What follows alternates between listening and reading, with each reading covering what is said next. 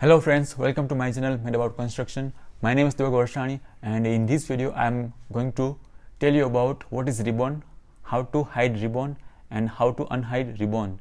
So first of all we will see what is ribbon. So ribbon is made of all these tabs and all these panels and palettes. Now here if you will right click, it will show all the parts of ribbon. So this is saying palette, and then it also shows tabs. These are the list of tabs which are here, and then these are for different fields like civil engineer, structure, manufacturing, 3D Mac. So all palettes is also part of ribbon. And then panels contains, these all are panels. It contains different tools to draw the drawings.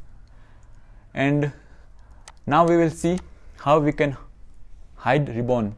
So to hide ribbon, you type command ribbon, RIBBONCLOSE, and press enter.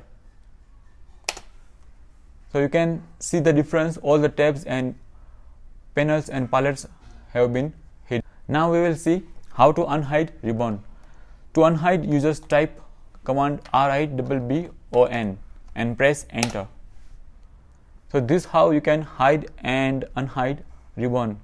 Thank you so much for watching this video. I will see you in the next video. Till then, you take care. Goodbye.